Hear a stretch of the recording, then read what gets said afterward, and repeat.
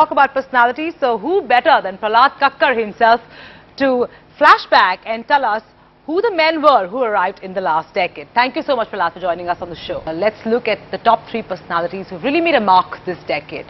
Who would you rate at number 1? Personally, I feel that one of the biggest contributions that were made this year or in the last decade actually happened in the last couple of years. Because there was a momentum that built up to it. And I think one of the people that we should be talking about today is a man called Nandan Nilekani. Now, not because he made Infosys what it was. That's a success story which will be taken on another forum. Sure. I'm talking about the difference that he's going to make now. And he has gone into a sphere where angels would fear to tread. And he's got into bed with the government. And whatever happens, remember one thing, history has always told us that when an extremely brilliant and free-feeling and free-spirited private enterprise person gets sucked into the quicksand of government and bureaucracy, they demise very quickly. Sure. Okay? I think Nandan is a completely different kettle of fish. I think Nandan is going to ram what he's going to do or what he wants to do for this country despite the government, despite the bureaucracy. Knowing his track record and watching him for so long, operating even within the private sector, they're never going to be able to put him down. That's great, Prahlad. So let's take a look at what some of his close associates and some observers have to say about the Nandan brand.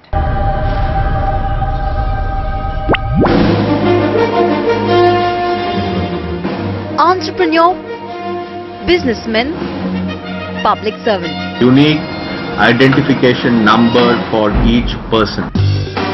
Nilekani has donned many hats in his 35-year-long career, from Patni Computers to Infosys to the Government of India. The chairman of the Unique Identification Authority of India has been an inspiration for bestsellers like The World is Flat. I think he's an excellent marketing and salesman for his ideas, for ideas which are relevant to the nation. I think that's his USP. Well, Nandan is one of the Indian businessmen I admire the most. I think he, together with Mr. Narayan Murthy and the others who founded Infosys, have built a great organization from scratch.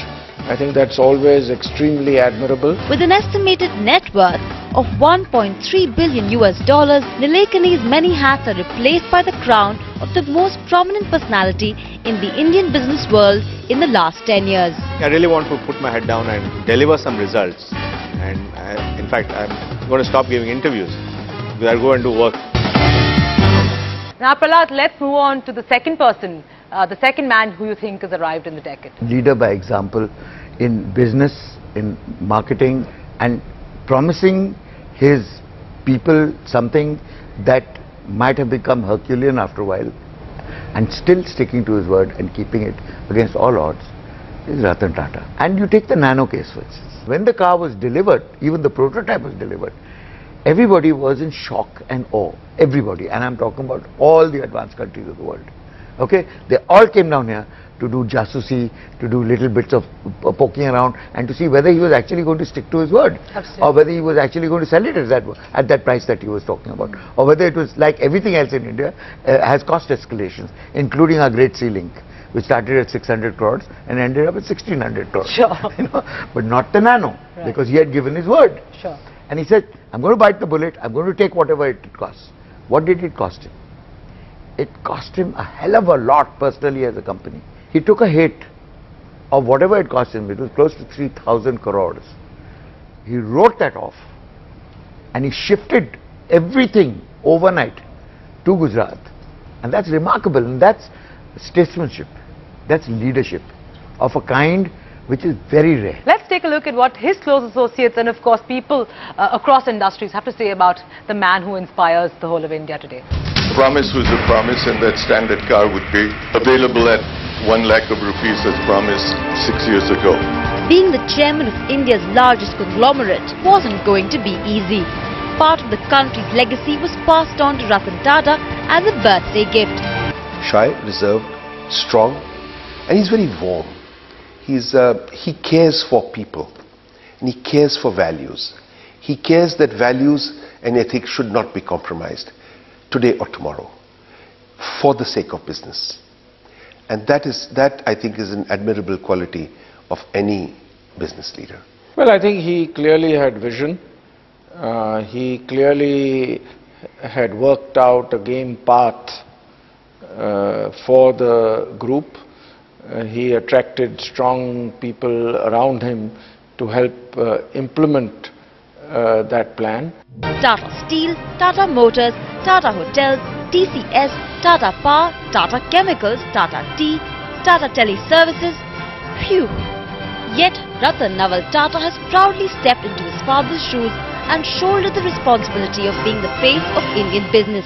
Prahlad, let's go to the third person this decade who has really arrived and who has marched to success. You know, this person is going to be extremely controversial because a lot of people disagree with the contribution that he has made, if any, at all, according to them. But you're still deeming him with the tag of one of the most successful people of the decade. Not just successful, it's a manner in which he lives his life on his own terms. And I believe that he is one of the few people in this country who's actually not a hypocrite. Okay?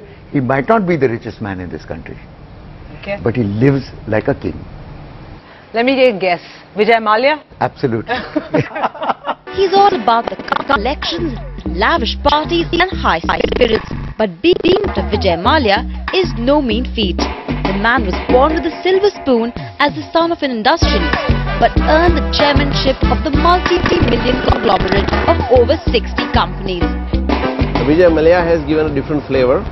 I think Richard Branson kind of a personality he has, so there is a market, and he has brought, I would say, taste for quality in the people. There he provided a great experience to people, particularly with Kingfisher. His liquor business, of course, is well known, but the way he launched and then developed Kingfisher Airlines, I think is a great tribute to his vision and business leadership. Apart from, of course, turning fun into business with the IPL team and Formula One racing. Do we need to mention how the Indian skies will never be the same again after Dr. Mallya's 5-star in-flight service? Kingfisher will be extremely successful. He's the man of the decade.